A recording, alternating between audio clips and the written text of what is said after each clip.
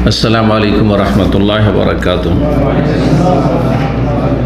इन्नल हम्दुलिल्लाह नहमदुहु व नस्तईनुहु व नस्तगफिरुहु व नऊज़ु बिल्लाहि मिन शुरूरि अनफुसिना व मिन सय्यिआति अमालिना मन यहदिहिल्लाहु फला मुदिल्ल लहु व मन युद्लिल फला हादिय लहु व अशहदु अन ला इलाहा इल्लल्लाहु वहदहु ला शरीका लहु व अशहदु अन्न मुहम्मदन अब्दुहु व रसूलुहु सल्लल्लाहु तआला अलैहि व अला आलिहि व सहबिहि व सल्लम तस्लीमान कसीरा।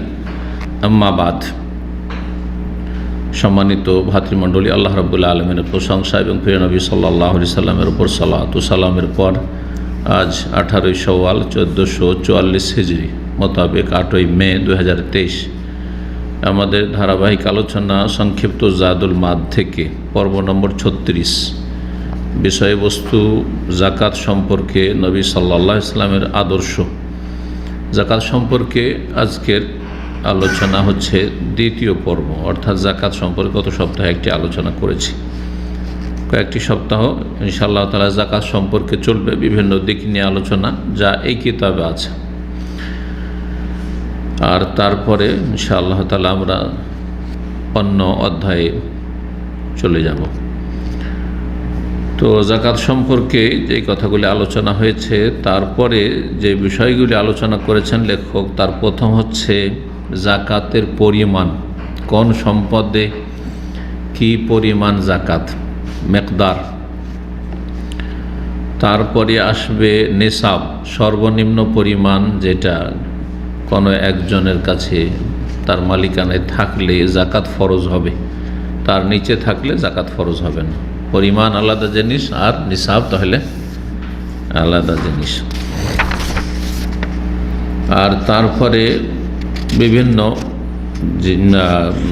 বস্তু বা সম্পদ যেগুলোতে যাকাত রয়েছে সেগুলির প্রত্যেকটি নিসাব, আর সেই সব নিসাবের আলোচনার পরে যাকাতের খাত বা ক্ষেত্র, যাকাত কাকে কাকে দেওয়া যাবে, 8 শ্রেণীর মানুষের কথা কোরআনে কারীমের একটি আয়াতে রয়েছে, তা উল্লেখ করেছেন। এ হচ্ছে আজকের বিষয়বস্তু সংক্ষেপে। মোটামুটি 3টি বিষয়, মূল বিষয়। প্রথম বিষয় হচ্ছে যে যাকাত যে সব সম্পদে ফরজ, সবগুলিতে একই পরিমাণ যাকাত ফরজ করা হয়নি। এক এক শ্রেণীর সম্পদে এক এক রকম পরিমাণ ফরজ। কিসের ভিত্তিতে?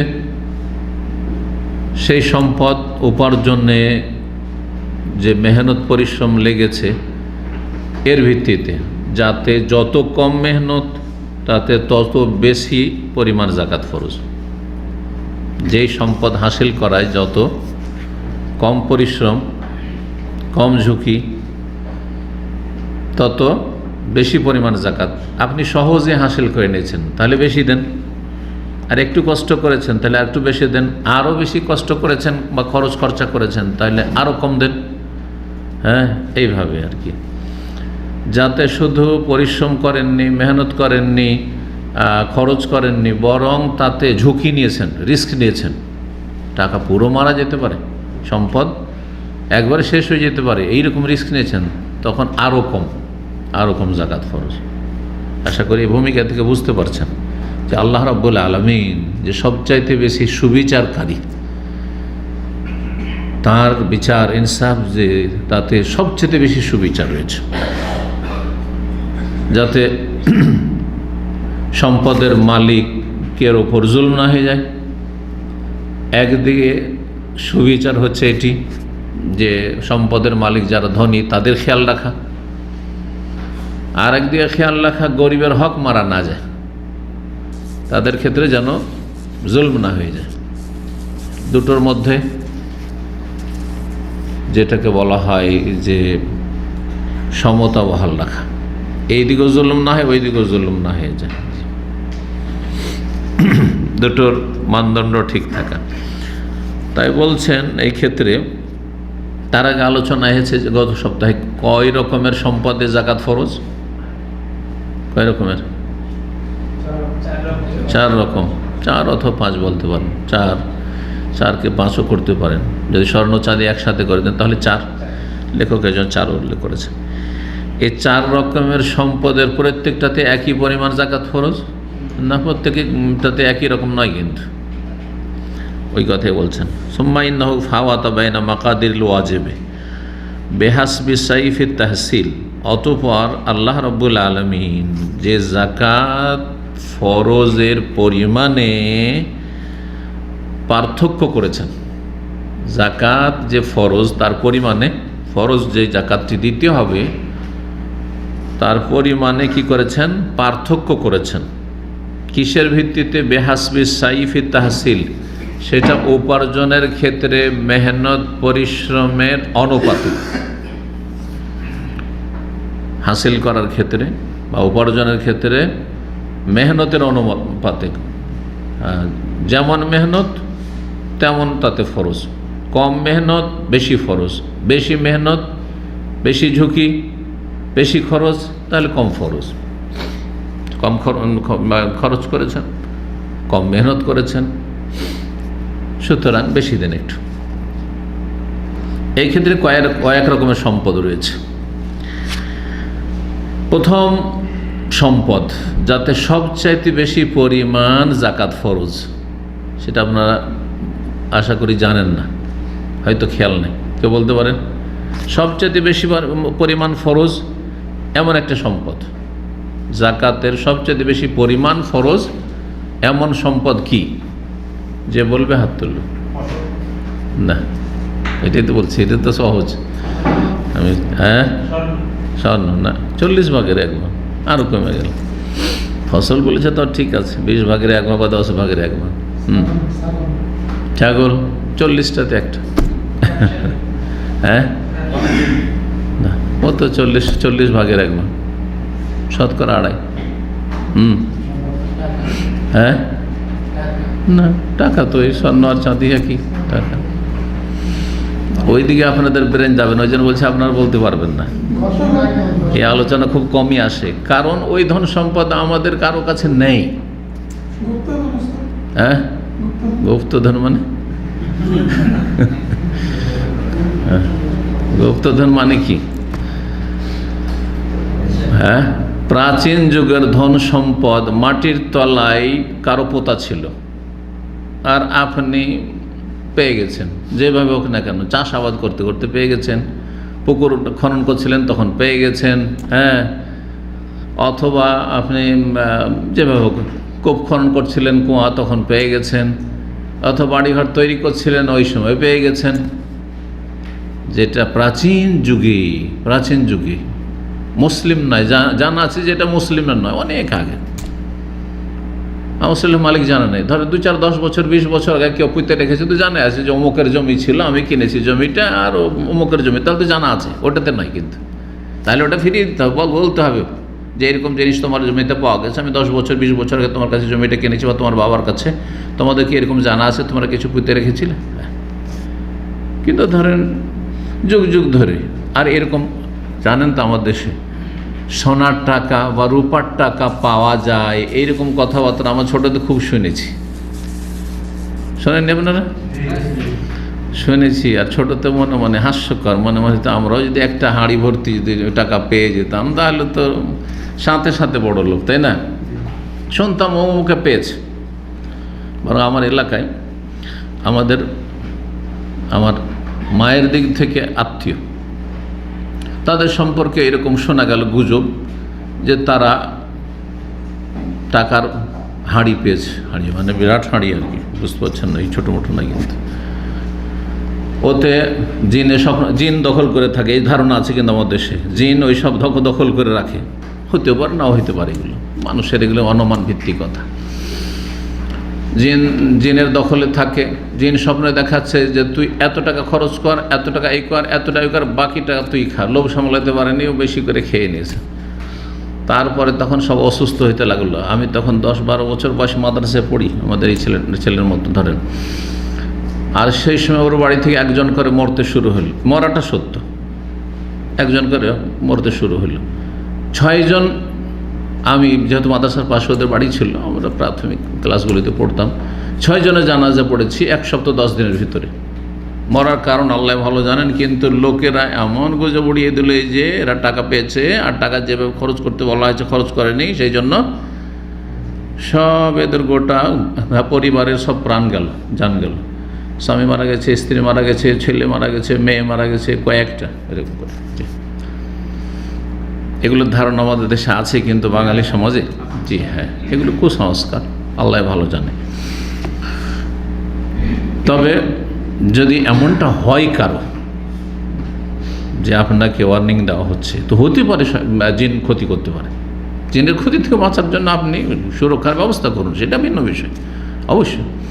সেটাকে ওহী মনে করবেন না, সেটাকে শরীয়ত মনে করবেন না, সেটাকে আমার সুরক্ষার জন্য, আমাকে সুরক্ষার জন্য। আজকাল যারা দেশে বাস করছে তারা মস্তানদেরকে টাকা পয়সা দিয়ে যান বাঁচান না, পরিবার বাঁচাচ্ছেন, বাড়িঘর বাঁচাচ্ছেন, নয় লুটপাট করে নেবে, মেরে ফেলে দেবে, কিডন্যাপ করে নেবে, করতে হচ্ছে, অনেকে করছে না, মজবুরি তো ঠিক ওইরকম ধরে নেন। আর ভালো কাজ যদি খরচ করতে বলে তো ভালো, শিরকি কুফরি কাজে খরচ করতে বলে করবেন না, তাই নেবেন না। এরকম কথাও আছে যে নিলে শর্ত পুরা করতে হবে, আর না হলে নিও না, তাই নিরাপদ থাকবে। তো ঠিক আছে, নিয়েন না। যদি দেখেন যে শির কুফরি মাজারে দিতে বলছে, শির কুফরি করতে বলছে, পাপ করতে বলছে, তাহলে নেবেন না। যাই হোক, ওগুলো হয় না হয় আল্লাহ ভালো জানেন, কিন্তু পাওয়া যেতে পারে। প্রাচীন যুগে, প্রাচীন সভ্যতা যেসব এলাকায় ছিল, আর সেসব জায়গার ইতিহাস, প্রাচীন ইতিহাস রয়েছে। ধরেন রাজধানী, যেমন বাংলার রাজধানী, যারা ইতিহাস পড়েছেন, বাংলার রাজধানী গৌড় ছিল। গৌড় আমাদের মালদহ ডিস্ট্রিক্ট, মালদা রাজশাহীর বর্ডারে। বাংলাদেশ থেকে চাঁপাই নবাবগঞ্জে ঢুকলে সোনার মসজিদ বলে, সোনার মসজিদ হ্যাঁ বলা হয়। জি, আমার বাড়ি তো মাত্র 5-7 কিলোমিটার গ্রামের বাড়ি থেকে। কিন্তু তো সে এলাকার সভ্যতা ছিল খুব প্রাচীন সভ্যতা। তারপরে সেখানে কত ধনী লোকের একসঙ্গে বসবাস, রাজধানী তখন আজকালকার ঢাকার মতো, দিল্লির মতো, মুম্বাইয়ের মতো, হ্যাঁ কলকাতার মতো এইরকম। তখন এগুলো শহরই ছিল না। আর তখন গৌড় ছিল বাংলা, উড়িষ্যা, বিহার, কি বলছে বাংলা, আসাম, বাংলা আসামের রাজধানী, উড়িষ্যা, এই 3টা স্টেট মনে হয়, অখণ্ড বাংলা। তো এইসব এলাকাতে শোনা যায়, যেহেতু আমরা কাছাকাছি এলাকায়, যে অনেকে এইসব ধন সম্পদ পেয়ে থাকে খননের সময়। হতে পারে মানুষ মারা গেছে, আগে যুগে তো ব্যাংক ছিল না, আমরা ছোটোকালে যে ব্যাংক ছিল না, কিন্তু টাকা পয়সা কীভাবে রাখতো যারা পয়সাওয়ালা, দেখেছি আমার নানা নানিকে আমি পয়সা রাখতে দেখেছি, বাটুয়াতে ভরে অথবা তেনাতে বেঁধে টেঁধে লুকিয়ে কোনো জায়গাতে রেখেছে। হঠাৎ করে মারা গেল, থেকেই গেল পয়সা, হয়তো মাটিতে পুঁতেও রেখেছে, অনেক বেশি পয়সা হলে মাটিতে পুঁতেও রেখেছে, এটা হাঁড়িতে ভরে দিয়ে মাটিতে পুঁতে রেখেছে, মরে গেল, কেউ জানতেই পারল না। তো এগুলো স্বাভাবিক হওয়াটা। এই জন্য বললাম, মালিক যদি জানা থাকে তাহলে সেটা গ্রহণ করা জায়েজ নাই, ফিরিয়ে দিতে হবে। যেমন হারিয়ে যাওয়া বস্তু, ওই রকম ঘোষণা করতে হবে। আর যদি না জানা থাকে, অনেক পুরনো যুগের হয়তো, যেটাকে বলা হয়েছে দাফিনুল জাহিলিয়া, এটাকে আরবি ভাষায়, হাদিসের ভাষায় রেকাজ বলা হয়েছে। কোনোদিন শুনেননি এই মাসলা? শুনেছেন? কেউ যদি মাটির তলায় পোঁতা প্রাচীন যুগের কোনো ধন সম্পদ পেয়ে যায়, স্বর্ণ পেয়ে গেল, চাঁদি পেয়ে গেল, তাহলে তাতে কতটা আল্লাহর রাস্তায় দেওয়া ফরজ, এটাও জাকাত, এক ধরনের জাকাত এটাও। কিন্তু একবারই শুধু দিতে হবে, এটা একবারই দিতে, প্রতি বছর আবার না, একবার দিয়ে দিলেন ব্যাস, আর তারপরে খরচ করে না, আপনার ধন সম্পদ হয়ে গেল। কিন্তু প্রথমখানে পাওয়ার সাথে সাথে দিতে হবে, বছর পুরাও হইতে হবে। যেমন টাকা পয়সা, স্বর্ণ এখন কিনলেন, স্বর্ণ এখন চাঁদি কিনলেন, অথবা মালিক হলেন, 1 বছর পরে জাকাত ফরজ হবে। কিন্তু মাটির তলায় পোঁতা কোনো ধন সম্পদ যদি পেয়ে যান, সেটা সাথে সাথে পরেই কী করতে হবে? দিয়ে দিতে হবে। কতটা দিতে হবে? এতে সবচেয়ে বেশি পরিমাণ দিতে হবে, কারণ কোনো মেহনত হয়নি, ভাগ্য চক্রে। হ্যাঁ, অনেক লেবারও, মজদুরও পেয়ে যেতে পারে, চাকরও পেয়ে যেতে পারে, মাঠে মালিকের জমিতে একটু কাজ টাজ করতে গেছে, আর খোঁড়াখুড়ি করছে, ওর পেয়ে গেছে, হতে পারে না? পারে না, কোনো মেহনত নেই, পরিশ্রমে কিচ্ছু নেই, পেয়ে গেছে। কত দিতে হবে জানা নাই? হ্যাঁ, নবী সাল্লাল্লাহু বলেছেন, হ্যাঁ 5 ভাগে এক ভাগ, মাশাআল্লাহ। অফির রেকাজে আল খমস, মাটিতে পুঁতে রাখা বস্তু কেউ যদি পায়, সম্পদ পায়, তাতে খমস মানে 5 ভাগের 1 ভাগ দিতে হবে। গনিমতের ধন সম্পদ সম্পর্কে ফাআন্না লিল্লাহ খমস, 5 ভাগে 1 ভাগ আল্লাহর এবং রাসূলের। তারপর বাকিটা যোদ্ধাদের মাঝে বিতরণ হবে। ওই যে খমস শব্দ এসছে কোরআনে কারিমে।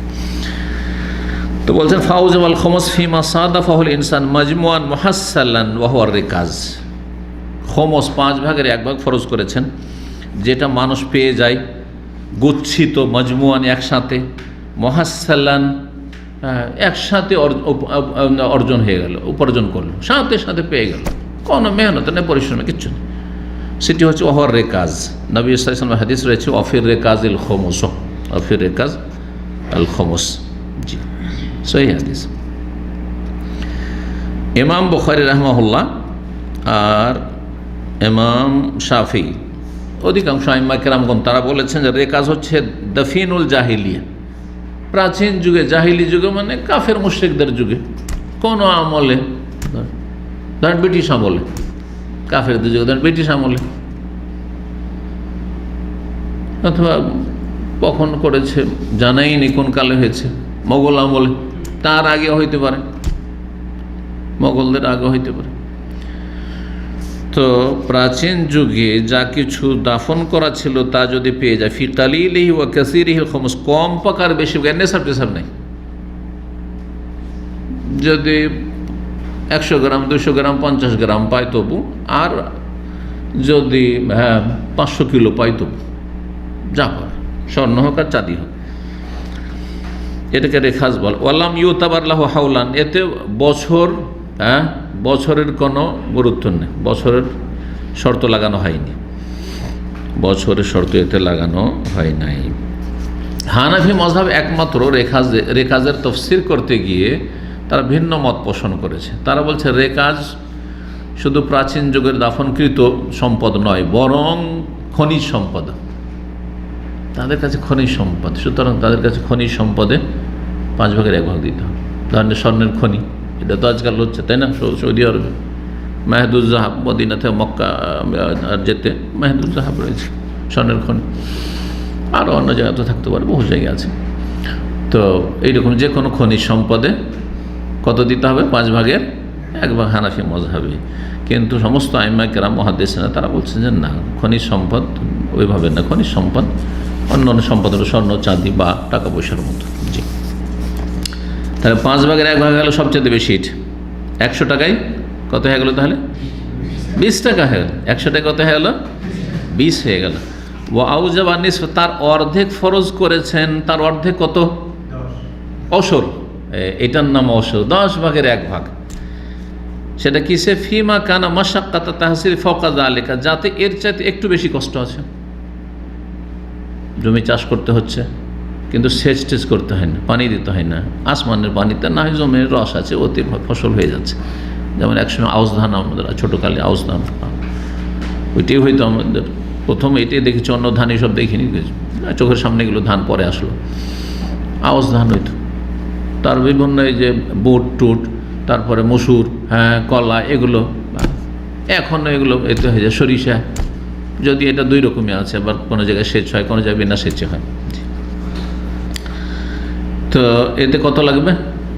ওটা ছিল 5 ভাগের 1 ভাগ, মানে 100তে 20 হয়ে যাচ্ছে তাহলে এটা, আর এটা হচ্ছে 100তে কত? 10 অশর। ওয়াজালিকা ফিস সিমার, আর এই ওশর কিসে? এমন ফল আর এমন ফসল, আল্লাতী ইউবাশিরু হারসাহা, যেটা আর খেতিবাড়ি তো করতে হচ্ছে, মানে চাষাবাদ তো করতে হচ্ছে, কিন্তু ওয়াতাওয়াল্লাহু সুকিয়াহা, তবে আল্লাহ সে পানির ব্যবস্থা করে দিচ্ছেন, পানি সেচ করতে হয় না।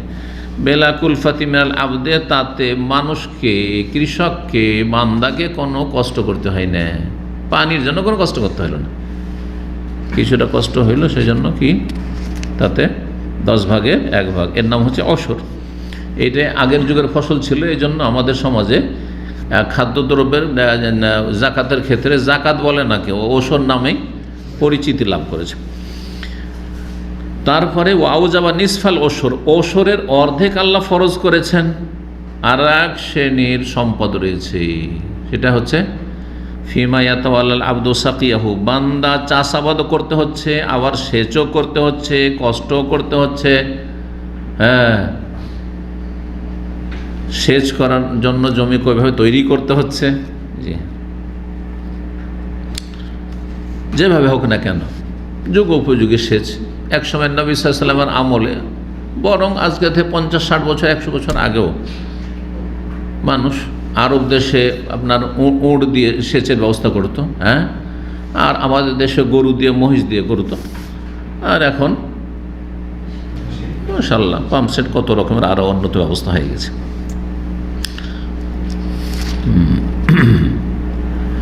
তো এতে নিসফুল ওসর মানে ওইটা ছিল 10 ভাগের 1 ভাগ, এটা 20 ভাগের 1 ভাগ, তার মানে 20 মনে 1 মন। এই জন্য যেগুলো সেচ করা ফসল সেগুলোতে আর অধিকাংশ ফসল আজকাল হচ্ছে সেচ করা বা সেচকৃত, সেজন্য তাতে 20 মনে 1 মন।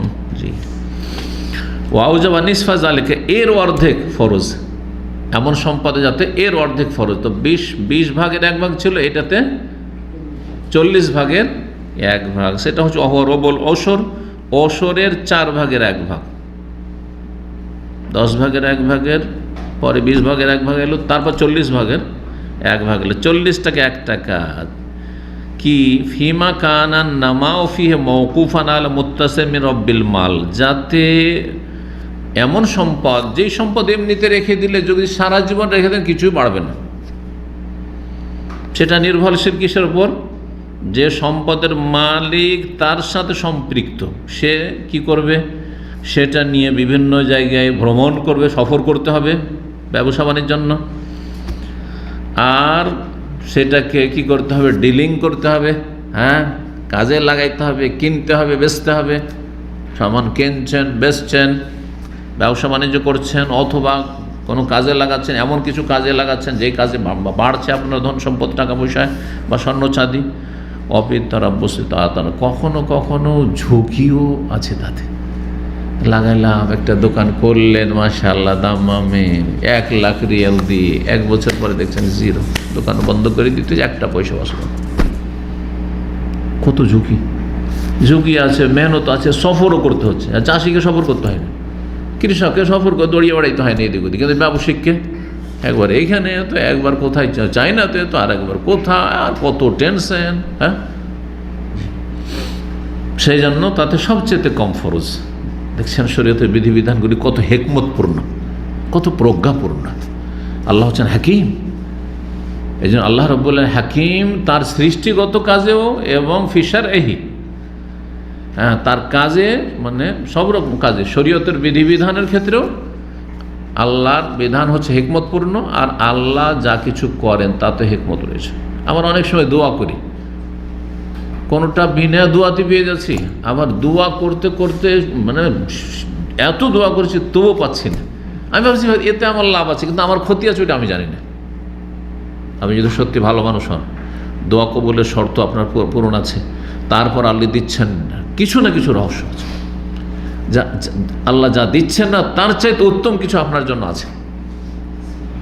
এই কথাগুলি জানা থাকলে মনে একটা শান্তি থাকবে। এটা না পেলে তো কি হলো?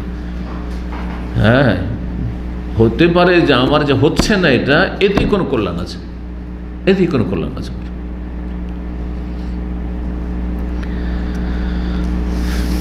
বান্দা বুঝে না। অনেক সময় আমরা এমন কিছু কামনা বাসনা করি যেটা আমার ক্ষতি আছে। আল্লাহ বলছেন, বান্দা তোর ক্ষতি আছে, না আমাকে তো ভালো লাগছে।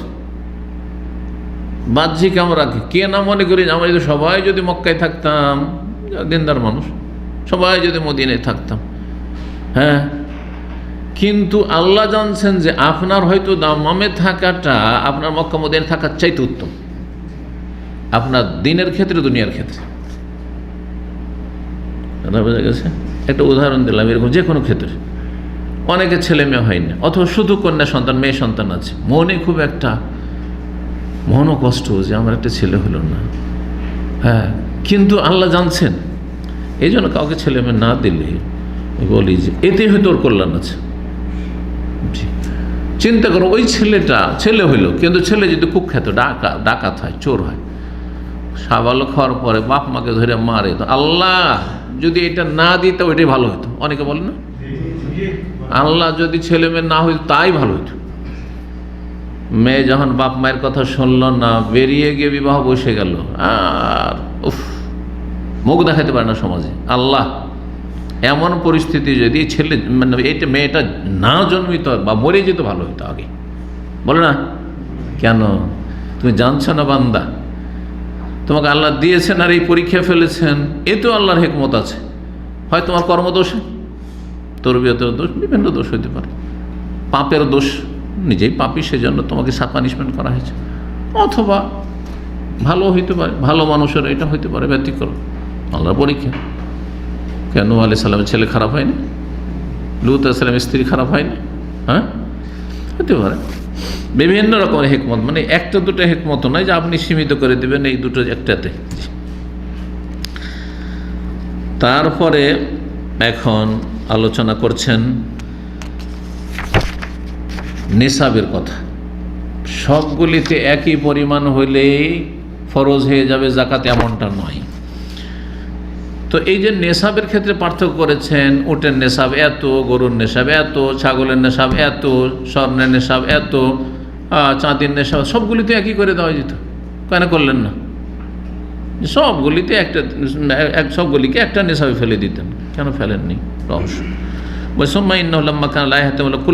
মাওয়াসাত, দেখেন মানুষের সমস্ত সম্পদ একই রকমের নয়, যে কম হোক আর বেশি হোক আমাকে মানুষের পাশে দাঁড়াইতে হবে। আমাদের সবার জন্য কিন্তু অসহায় মানুষের পাশে দাঁড়ানো জরুরি নয়। কেউ সংসার চালাতে পারে না, নিজের ঋণে জর্জরিত, তাহলে সে গরিবকে কি দেবে? তার দায়িত্ব নেই যে আশেপাশে কে খেতে পাচ্ছে না পাচ্ছে, কিন্তু নিজেই তো চলতে পারে না, কিন্তু আর একজনের আছে, তাহলে তার উপর ফরজ। এটা হচ্ছে ইনসাফ, ঠিক না? তো বলছেন যে সমস্ত ধন সম্পদে যে মানুষের পাশে দাঁড়াইতে হবে এমন জরুরি না। এটা গরিবের 5 মণ ধান হয়েছে, তাকেও ওষুধ দিতে হবে, আরেকজনের 50 মণ হয়েছে, তাকেও ওষুধ দিতে হবে না। তার একটা সর্বনিম্ন একটা পরিমাণ আছে, কারণ যার 5 মণ 6 মণ হয়েছে ও তো 1 মাস 2 মাসের বাড়ির খাবার পাবে না, তারপরে তো ওকেই তো এদিক ওদিক কোথায়, হ্যাঁ, ডেলি হয়তো চাল কিনে খেতে হবে, ঠিক না? খেটে খেতে হবে, ও কেন জাকাত দেবে? তাই বলছে জাআল আল ইলমার আল্লাযী তাহতামিলুল মাওয়াসাত নিসাবান বে কুদরাতিল মুওয়াসাতে ফিহা। এই জন্য এমন ধন সম্পদে একটা নিসাব নির্ধারিত করেছেন যেটার দ্বারা মানুষের পাশে দাঁড়ানো বা সমবেদনা জ্ঞাপন করা সম্ভব, পাশে দাঁড়ানো সম্ভব। এই ক্ষেত্রে লক্ষ্য রাখা হয়েছে যে ধন সম্পদে যারা মালিক তাদের সাথে অবিচার না হয়ে যায়। লা তুজহাফু বিআরবাবিল আমওয়াল, যারা ধন সম্পদের মালিক তাদের হক মারা না যায় বা তাদের জুলুম না হয়ে যায়। ওয়া তাকাউ মাওকিআহা মিনাল মাসাকিন, আর গরিব মিসকিনের হকটাও আদায় হয়, দুদিকে খেয়াল রাখা হয়েছে। এই জন্য প্রত্যেকটার ভিন্ন ভিন্ন নেশাব নির্ধারিত করা হয়েছে। চাঁদির ক্ষেত্রে চাঁদি, রূপা, আর রূপাকেই ধরে নিতে হবে কিসের ক্ষেত্রে? টাকার নেশাবের ক্ষেত্রে। জি, এই ক্ষেত্রে নেশাব নির্ধারণ করেছেন রাসূলুল্লাহ সাল্লাল্লাহু আলাইহি ওয়াসাল্লাম 200 দিরহাম, 200 দিরহাম। কত? 200 দিরহাম। 5 উকিয়া, আর 1 উকিয়া 40 দিরহাম, তাহলে 4 5 20, 200 হয়ে গেল না? 200 দিরহাম। 200 দিরহামে কত গ্রাম হয়? 595 গ্রাম। 595 গ্রাম হয়। ওয়ালিজ জাহাবে 20 মিসকালান, আর স্বর্ণের হচ্ছে 20 মিসকাল বা 20 দিনার। মিসকালের অপর নাম দিনার, স্বর্ণ মুদ্রা। আর একটা দিনার 4.25 গ্রাম হয়, তাহলে 20 4.25 কত হয়ে যাবে? হ্যাঁ, মশাল সহজ হিসাব। তার 20 80, আর 25 করে 5 হয়ে যাবে 20। 20 মিসকালে হচ্ছে 85 গ্রাম, তাহলে স্বর্ণের নেশাব হচ্ছে 85 গ্রাম, 7.5 ভরি। এটাকে ভরির যুগে আমরা মানুষকে বুঝাইতাম, আর ভরি এখন অনেকেই বুঝেন, প্রায় বুঝেন সব। ভরি 7.5 ভরি, 7.5 ভরি। ভরিকেই তোলা বলা হয়, এগুলো অনেকে জানে না, যার ফলে পেরেশান হয়ে যায়। আলেমদেরকে সবগুলি পরিভাষা জানতে হবে। মিসকালটাই হচ্ছে দেনার, আর তোলাটাই হচ্ছে ভরি। অনেক আলেম পর্যন্ত জানে না, আমি দেখেছি। মাদ্রাসার ছাত্রটা জানে না, আলেমও জানে না, কী করে ফতোয়া দেবেন আপনি? একজন এসে এত তোলা আছে, বলছে আমি তো বুঝি না, হবে, আপনাকে জানতে হবে। এই জন্য সত্যিকার আলেম হইতে হইলে যেমন দিন জানতে হবে, দুনিয়াও জানতে হবে, এমনকি জিওগ্রাফি ভূগোলও জানতে হবে। কারণ আম্বিয়া রসুলের কেসা বয়ান করছে, আর কোথা থেকে কোথায় কেসা ধরেন আদ সম্প্রদায়ের এলাকার না জেনে যদি কেসা বয়ান কারো বলে এরাকে হয়েছে, তো হবে কাজ। চিন্তা করুন এইরকম, কিন্তু অনেক বক্তারা এইরকম করে, অধিকাংশ বক্তার অবস্থা এরকম, খবরই নেই কোথাকার কি খবর, কোথায় মেসোরা কোথায় ফিলিস্তিন, হ্যাঁ বুঝে না। তাহলে কি করে বুঝাবে যে বনি ইসরাইল বংশেরই মুসা আলাইহিস সালাম, ঠিক না? বনি ইসরাইলের হচ্ছে মুসা আলাইহিস সালাম, আর বনি ইসরাইলদের বাপদাদা বংশধর কোথায়? প্যালেস্টাইনের। কারণ ইব্রাহিম আলাইহিস সালাম হিজরত করে ইরাকে প্রথম ছিলেন, আজর তার বাবা, ইরাক থেকে হিজরত করে শাম দেশে মানে প্যালেস্টাইনে চলে গেলেন, বাইতুল মুকাদ্দাসের কাছে। আর তা ইব্রাহিম থেকে ইসমাইল আলাইহিস সালামকে শুধু মক্কায় পাঠিয়ে দেওয়া হইলো বা রেখে দেওয়া হইলো, কিন্তু ইয়াকুবের বংশধর হচ্ছে বনি ইসরাইল, তাই না? তাহলে ইসহাকের ছেলে ইয়াকুব, তো ইয়াকুবেরই অপর নাম ইসরাইল। এদের বাড়ি ঘর আসল এদের হচ্ছে কোথায়? প্যালেস্টাইনে। তো প্যালেস্টাইনে এরা, বনি ইসরাইল হচ্ছে প্যালেস্টাইনে। তো মুসা আলাইহিস সালাম মিশরে কি করে গেলেন? যদি কেউ প্রশ্ন করে ফেলে, আর যদি জানা না থাকে জিওগ্রাফি আর ইতিহাসের সাথে মিল না থাকে, তো বুঝাইতে পারবে না বিষয়টা। ওই যে ইউসুফ আলাইহিস সালাম সময়ের আবর্তন বিবর্তনে আল্লাহ কোথায় পৌঁছে দিয়েছেন? মিশরের নেতৃত্বে ক্ষমতায় পৌঁছে দিয়েছেন। ওই যে মিশরে ইউসুফ গেছেন, তখন থেকে মিশরে বনি ইসরাইল আছে। তারপরে সবাই চলে গেল হিজরত করেও, সব ভাইরা, সৎ ভাইরা, তারাও চলে গেল। তাহলে সবাই মিলে বসবাস শুরু করে দিল, 12 ভাই। ওই থাকতে থাকতে ইউসুফের যুগ থেকে শুরু করে মুসা আলাইহিস সালাম পর্যন্ত। তারপরে মুসা আলাইহিস সালামের জামানে যখন ফেরাউন ধ্বংস হলো, তারপর হিজরত করে, না এখানে আর থাকবো না, যাই বাপ দাদার দেশে ফিলিস্তিন চলে যায়। ওই ঘুরতে ঘুরতে তিহের ময়দানে তো 40 বছর। জি, আর সেই কোরআনে যখন কেসা বয়ান করবেন, ওয়াজাল্লাল্লাহু আলাইহিমুল গামামা, যে মেঘমালা দিয়ে ছায়া করানো হইতো, তারপরে তাদেরকে মান্না সালোয়া খাওয়ানো হইতো, হ্যাঁ, আর তাদের জন্য 12টা নহরের ব্যবস্থা করে, পানির ব্যবস্থা করা, যেগুলো কোথায়? তাহলে যখন জিওগ্রাফিও জানতে হবে আর আপনার তাফসীরও জানতে হবে, সবগুলি ফিট, তাহলে বুঝে যেতে পারবে ভালো। তো কি বলছিলাম? ওজনের কথা বলছিলাম। মিসকালি হচ্ছে কি? দিনার, আর ভরি হচ্ছে তোলা। তো 7.5 ভরি এই হয়ে গেল কিসে তাহলে? হ্যাঁ, স্বর্ণ চাঁদির কথা বর্ণনা করলাম। জি। ওয়ালিল হুবুব ওয়াস সিমার 5 আওসক, আর যদি খাদ্যদ্রব্য, ফসল কিংবা ফল, খেজুর, কিশমিশ, এগুলো, এতে 5 ওয়াসাক, 5 ওয়াসাকে 300 সা, কী করে হবে?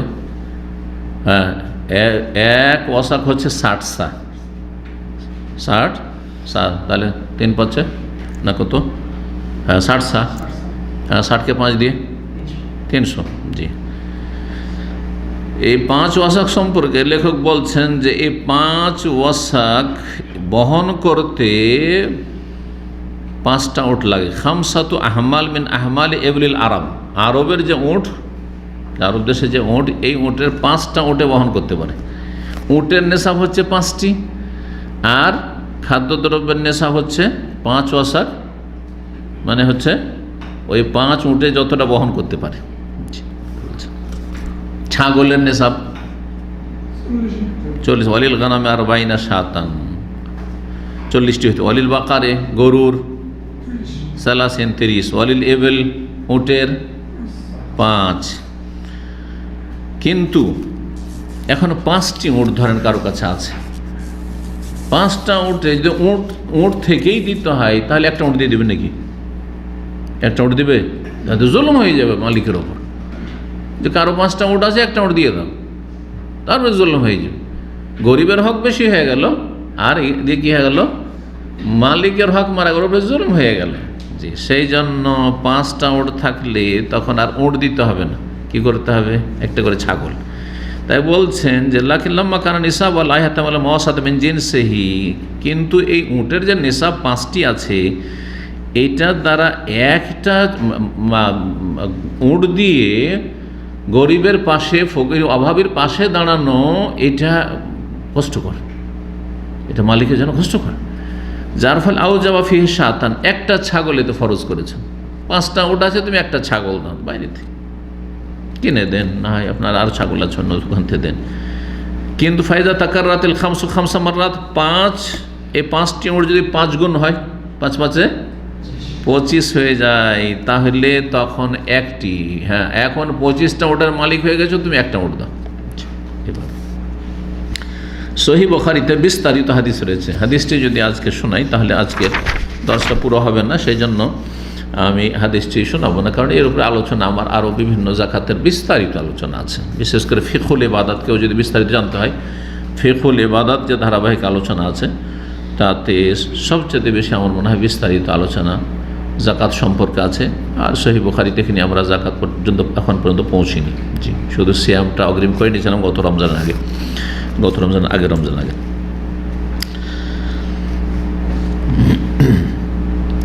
উটের ক্ষেত্রে বলছেন, উটের কিন্তু আলোচনা শেষ, উটের আলোচনাটা এখানে বেশি বিস্তারিত করা হয়েছে, কারণ আরবদের উটের সম্পদটা হচ্ছে মূল, হ্যাঁ উটের সম্পদটা হচ্ছে মূল, সেজন্য উটের আলোচনাটা ম্যাতে বেশি বিস্তারিত আলোচনা করা হয়েছে, এবং হাদিসেও বিস্তারিত আলোচনা তার এসছে।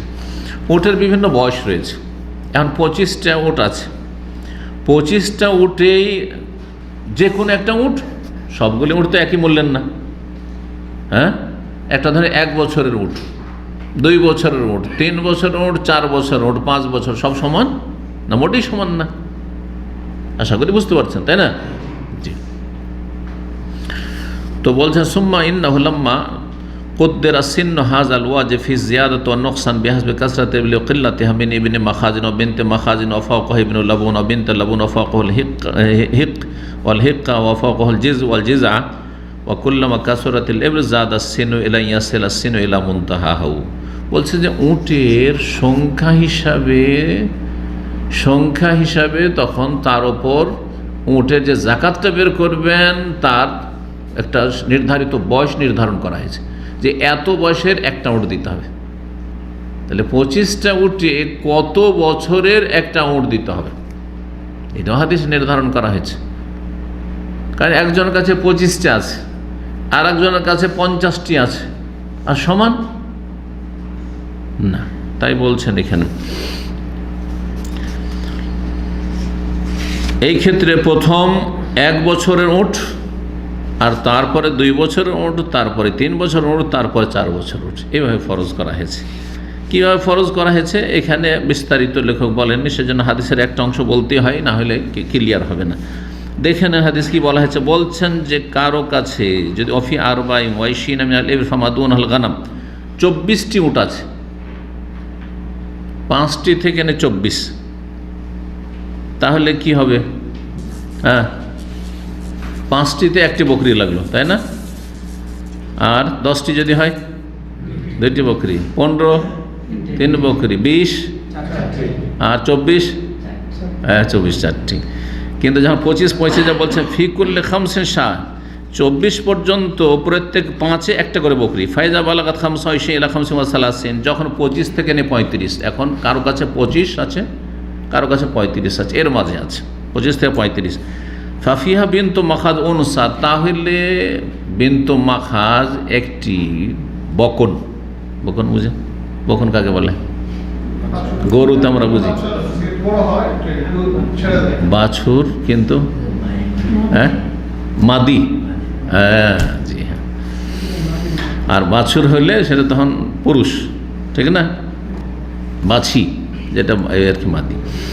তো বিনতু মাখাজ মানে আর কি স্ত্রীলিঙ্গ আর কি, অনসা। ফায়জা বালাগাত সিত্তা ওয়া সালাস ইলা খামসিন ওয়া আরবাঈন, যখন 36 থেকে নিয়ে 45 থাকবে তখন তাতে একটি বিনতে লবণ দিতে হবে, মানে 2 বছরের দিতে হবে, 2 বছর বয়সের। বিনতে মাখাজ 1 বছর বয়সের, 1 বছর পার হয়ে 2য় বছর শুরু হয়েছে, আর এটা 2 বছর শেষে তৃতীয় বছর শুরু হতেছে 2 বছরের। ফায়জা বালাকা সিত্তা আরবাইন ইলা সিত্তিন, যখন 46 থেকে নিয়ে 60-এর মধ্যে থাকবে তখন তাতে একটি হিক্কা দিতে হবে। হিক্কা তাহলে উট, আরবদের যে সব সম্পদগুলি আরবদের সবচেয়ে বেশি ছিল তার নামও সবচেয়ে বেশি। প্রতিটি বয়সের এক একটি নাম রয়েছে। বেনতে মাখাজ, বেনতে লবণ বা ইবনে লবণ, হিক্কা, জিজা। জি হ্যাঁ, হিক্কা কাকে বলা হয়? তরুকাতাল জামাল, মানে হিক্কা এমন একটা বয়স যেই বয়সে সে সহবাসের যোগ্য হয়ে গেছে। এখন কি বাচ্চা পেটে গর্ভধারণ করতে পারবে, এখন এই বয়সে পৌঁছে গেছে। উট যখন 3 বছর পার হয়ে যায় তখন এই বয়সে পৌঁছে যায়, এই জন্য তারুকাতুল জামাল। এখন তাকে পুরুষ উটের কাছে নিয়ে যেতে পারবেন, হ্যাঁ, মিলনের জন্য আর কি, বাচ্চা ধারাবার জন্য। ফায়জা এইরকম দিতে হবে, হিত্তা মানে 3 বছরে দিতে হবে, 3 বছর পার হয়েছে। ফায়জা বালাগাত ওয়াহিদা ওয়াসিতে ইলা 75, যখন 61 থেকে 75 থাকবে, ফাফিহা জাজা, তখন এমন বয়সের হইতে হবে যেটি 4 বছর পার হয়ে 5-এ চলে গেছে। 4 বছর পার হয়ে 5 বছর হয়ে গেছে। জাজা কেন বলা হয়? কারণ জাজা মানে দাঁত এখন হয়ে গেছে, দাঁত বেরিয়ে গেছে, খাওয়ার দাঁত যেটা। উটের দাঁত 5 বছরে হয়, উটের দাঁত 5ম বছরে গিয়ে হয়। আর ছাগলের সাধারণত 1 বছরে হয়, অনেক সময় 1 বছরে হয় না, কিন্তু 1 বছর ওর বয়স হচ্ছে কমপক্ষে 1 বছর। এই জন্য অধিকাংশ আইমাকার বলছেন যে 1 বছর, আর কেউ কেউ বলছেন না দাঁতা হইতে হবে, তাই না? গরুর ক্ষেত্রে 2 বছর, 2 বছর আগে দাঁত হয় না। তো এইভাবে বর্ণনা করেছেন। তো এই কথাগুলি লেখক এখানে বলতে চেয়েছেন যে একই রকমের যদি লাগিয়ে দেওয়া হইতো যে তোমার 25টা হইলেও তোমাকে ওই 4 বছরের ওট দিতে হবে, হিক্কা দিতে হবে বা জিজা দিতে হবে, 5 বছরে দিতে হবে, তাহলে জুলুম হয়ে যেত।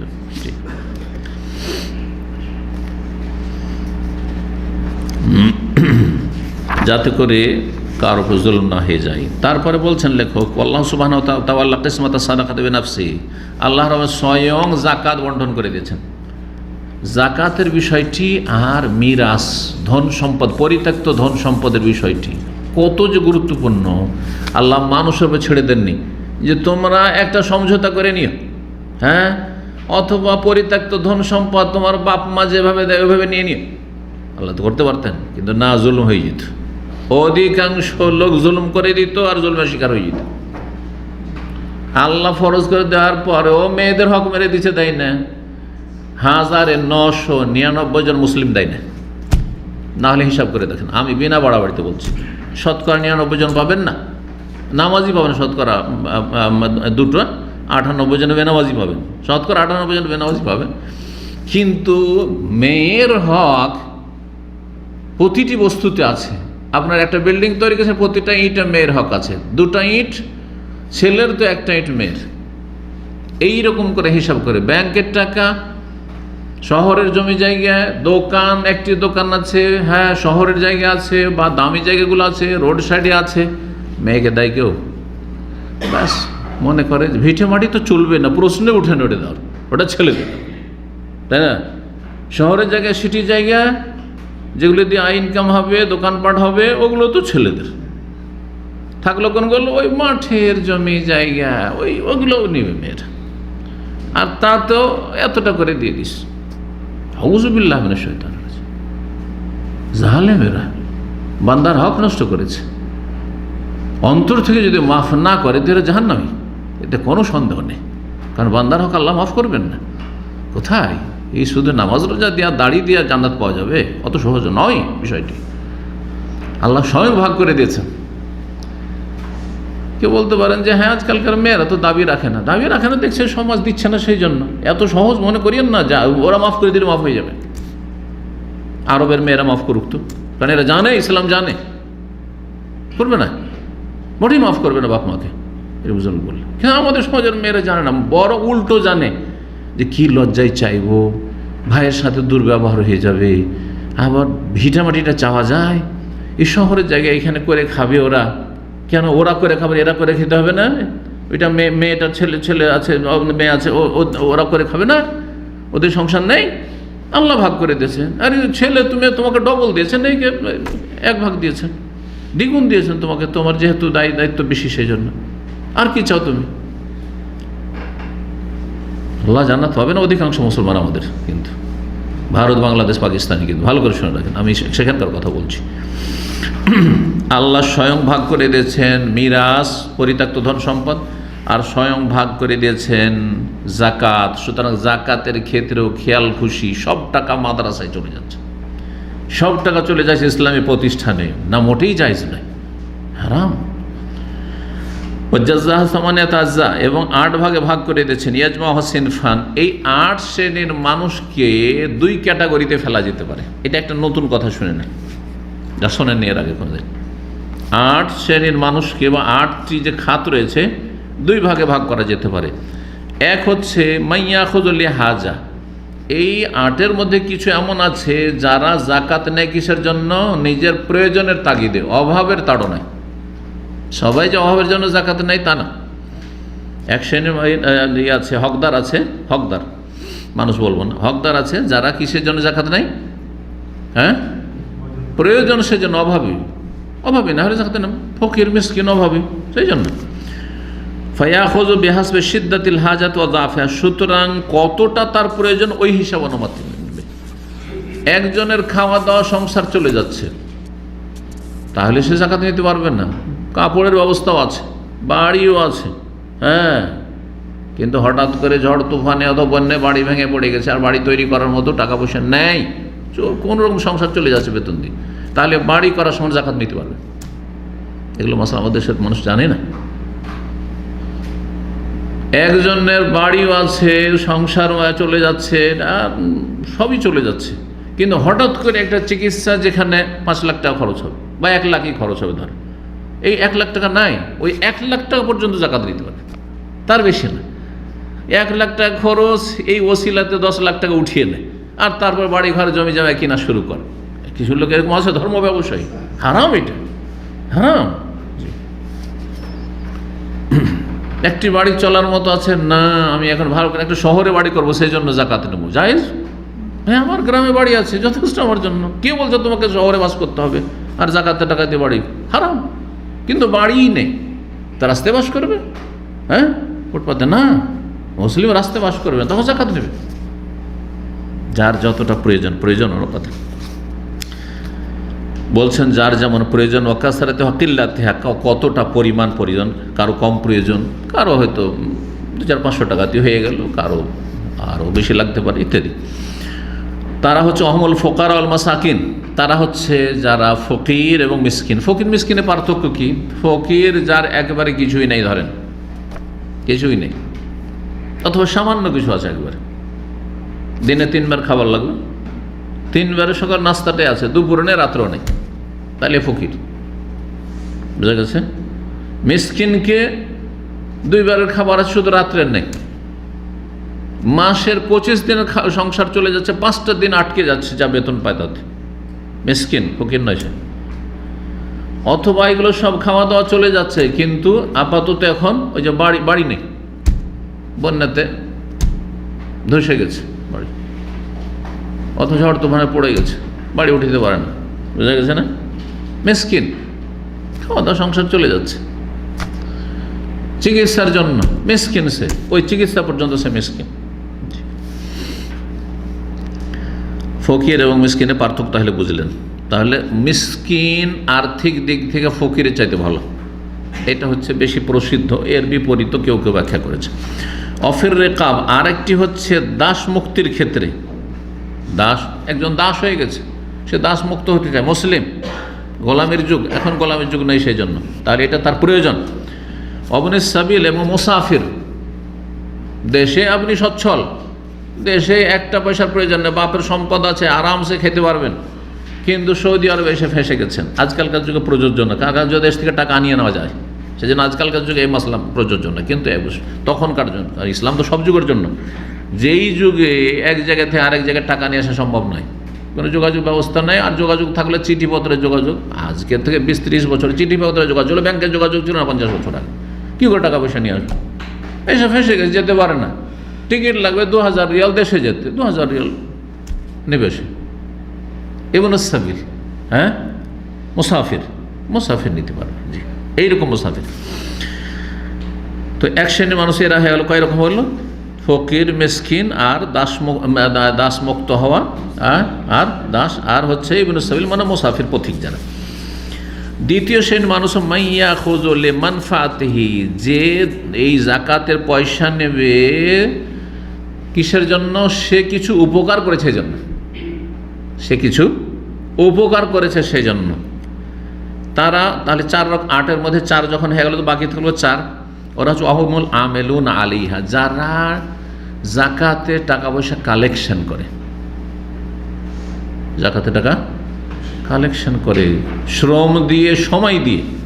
এই নয় যে সর্দার বাড়িতে বসে, আমাদের দেশে কিন্তু সর্দাররা আবার মনে করে যে আমরা এই যে বিতরণ করছি, বিতরণ করার জন্য যদি 1 সপ্তাহ ধরে আপনি বসে থাকেন, একবার কোথাও যাচ্ছেন না, তাহলে এই 1 সপ্তাহের খাওয়া খরচ আপনি আপনার বেতন নেবেন। কিন্তু আপনি এইটা হচ্ছে কখন?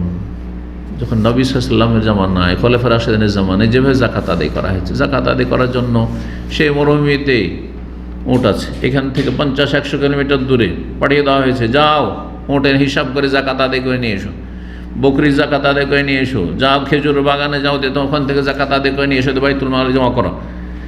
এরা আমেলিন আলিহা, জি, আদায়কারী যারা। তো ওই রকম যদি আদায় করে কেউ ফুল টাইম দিয়ে, তাহলে তারা নিতে পারবে। সেটা ভাতানিক, যেমন খোলাফায়ে রাশিদিনদের দেওয়া হয়তো ওই রকম ভাতানিক, অথবা তার একটা পরিমাণ যিনি মালিক হবেন, আমিরুল মুমিনিন হবেন, তিনি নির্ধারণ করবেন। ওয়াল মুআল্লাফাতু কুলুব, এই নয় যে 8 ভাগের 1 ভাগ, মানে ধরেন এটাকে আবার এমন জায়গায় ফিট করছে যেটা নাজায়েজ। কিন্তু যেমন সৌদি আরব থেকে আপনাকে কেউ দিল 1 লাখ রিয়াল, কিসের জন্য?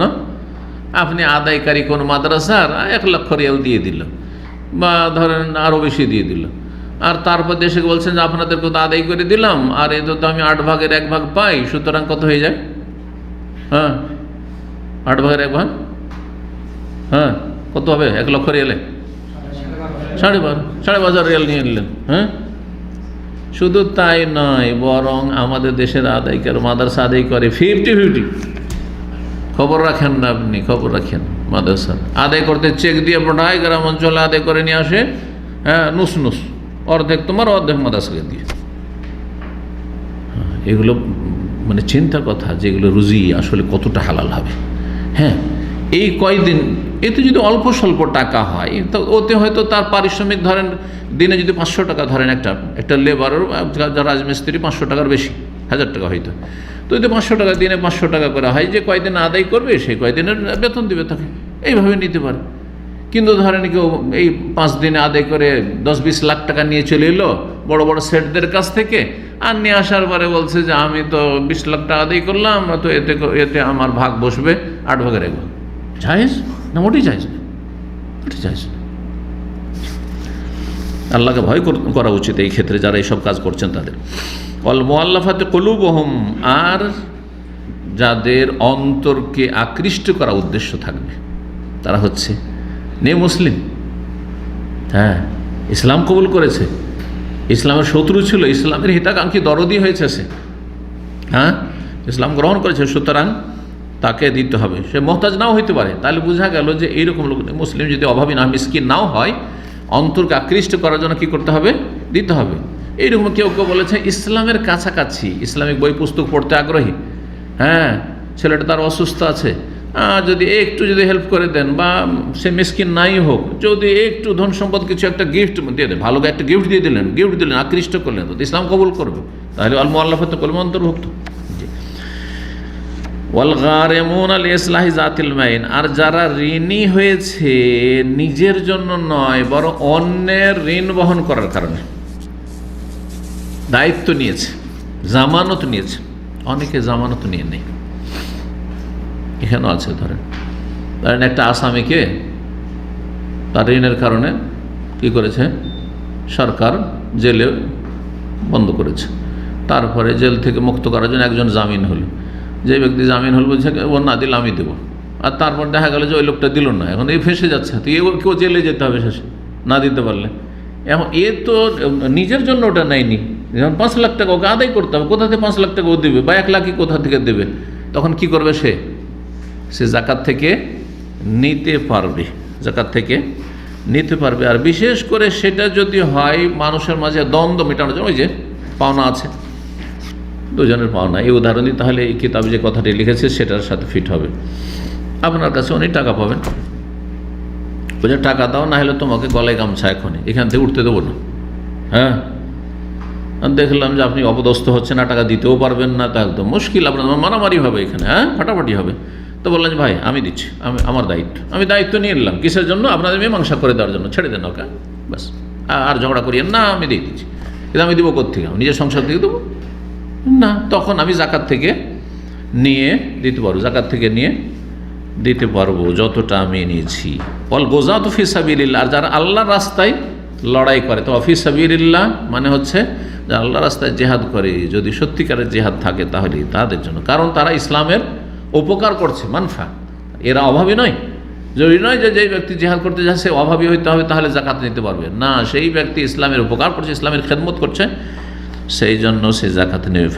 ফাইনলাম ইয়াকুন আখিযু মুহতাজান, যদি এই 2 শ্রেণীর কোনো এক শ্রেণীর অন্তর্ভুক্ত না হয়, যে জাকাত নিচ্ছে সে মুখাপেক্ষী অভাবীও নয়, ওয়ালা মানফাতা ফি আহলিল মুসলিমিন, আর সে ইসলামের মুসলিমদের কোনো কল্যাণও করে দেয়নি, উপকারও করে দেয়নি, ফালা সাহমা লাহু ফি যাকাত, তাহলে তার কোনো অংশ নেই জাকাতে কোনো অংশ নেই।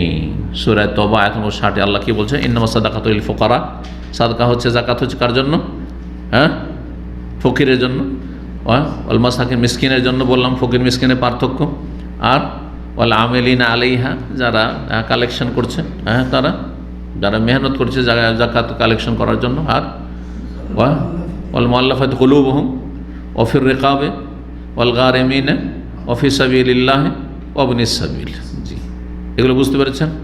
হ্যাঁ, ইন্নামাস সাদাকাতু লিল ফুকারা ওয়াল মাসাকিন ওয়াল আমিলিনা আলাইহি, তো বললাম, হ্যাঁ যারা জাকাত আদায় করছে। আর তারপরে ওয়াল মুআল্লাফাতি কুলুবুহুম, নিউ মুসলিম অথবা ইসলামের কাছাকাছি, ইসলাম কবুল করে নেবে আশা করছেন, অথবা মুসলিমদের উপর জুলুম অত্যাচার করছে, নুন খাওয়াইলে গুণ গাইবে, সে আর জুলুম করবে না। অমুসলিম দেশে যারা বাস করছেন সেটাও সামিলের মধ্যে, কিন্তু তার অনিষ্ট থেকে মুসলিমদেরকে রক্ষা করা, ইসলামকে রক্ষা করা। ওয়াল মুআল্লাফাতি কুলুবুহুম ফির রিকাবে, এবং দাসমুক্ত করার জন্য। আর ওয়াল গারিমিন, আর যারা ঋণী হয়েছে, কিসের জন্য? অন্যের জন্য, নিজের জন্য হইতে পারে। শাইখ বিন ওসাইমিন রাহিমাহুল্লাহ সেখানে তফসিল করেছেন, নিজেই ঋণী হয়ে গেছে, মোটামুটি ধরেন সংসার চলে যাচ্ছে, কিন্তু 1 পয়সা বাঁচে না, কোনো রকম করে সংসার চালাচ্ছে, ঋণ পরিশোধ করতে পারছে না, তাহলে জাকাত নিতে পারবে। যদি দেখা যায় যে তার জাকাত ছাড়া আর কোনো পথ নেই ঋণ পরিশোধের, আবার যদি ঋণ পরিশোধ করতেও জমি জায়গা আছে, দেশে সম্পদ আছে, কিন্তু না, ও সৌদি আরবে ঋণ নিয়েছে, মনে করছে সৌদি আরবের টাকা দিয়েই আমি ঋণ পরিশোধ করে যাব, দেশ থেকে আমি জমি জায়গা বিক্রি করে ঋণ পরিশোধ করবো না। সে দেখছি যে টাকা পয়সা ইনকামও নাই, তার এখন জাকাত চাওয়া শুরু করি, চলবে না? দেশে আপনার ধন সম্পদ আছে, জমি বিক্রি করেন, তাহলে বোঝা গেছে। কিন্তু নেই, ঋণ পরিশোধের কোনো ব্যবস্থা নেই, তখন ঋণ পরিশোধের জন্য জাকাত অবশ্যই নিতে পারবে। জি, তো হয়ে গেল ওয়াল গারিমিন। আর ওয়াফি সাবিলে, আল্লাহর রাস্তায় মানে যারা মুজাহিদিন, আর ইবনিস সাবিল যারা মুসাফির, কিন্তু তারপরে বাড়ির সাথে যোগাযোগ নেই, সেখান থেকে টাকা পয়সা নিয়ে আসতেও পারছে না, আর বাড়িও যেতে পারছে না ইত্যাদি, তারা।